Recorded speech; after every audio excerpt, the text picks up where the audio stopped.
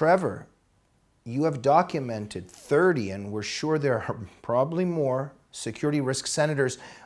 But when everything accumulates about Joe Biden and everything that you have said, I think that a book could also come out titled Security Risk President.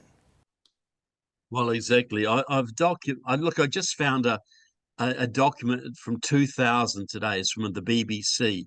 Joe Biden in China with the president of China saying, and the headline is Joe Biden offers to help China.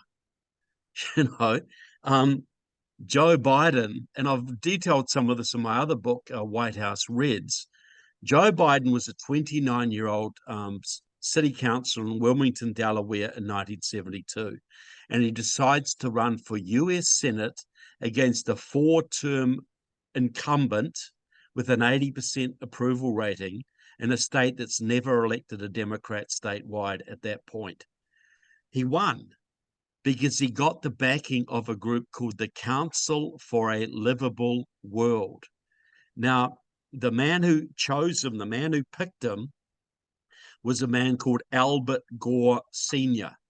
Some of you may have heard of his son. He invented the internet and global warming. You know that one?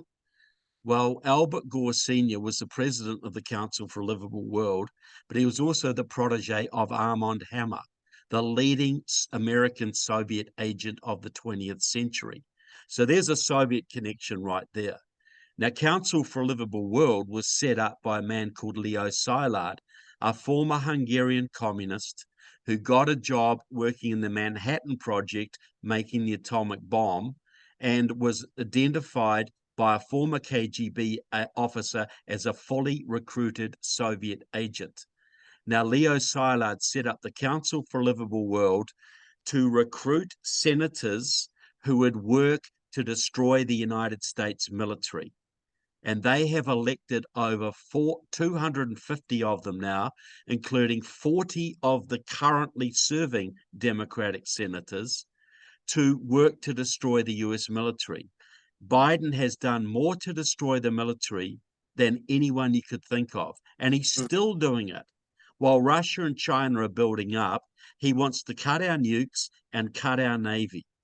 You know, that's his job. He's driving all his officers out of the military with his vaccine mandates and his political correctness. You know, so this is his job. Biden has been working in the interest of the Soviet Union and Russia since 1972. He's worked in the interest of Iran and the interest of China, our three major opponents on the planet.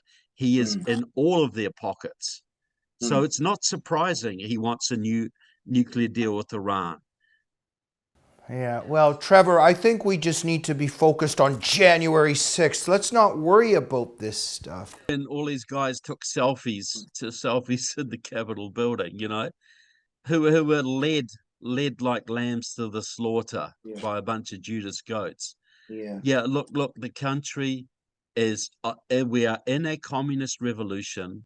And the goal of the communists in power is to divert our attention away from that and focus it on anything they can to denigrate their opposition. This is Czechoslovakia in 1948, playing out all over again. When the communists got into a coalition government, they took over the security services and the IRS and all that and went after their enemies. And 3 years they had a communist state.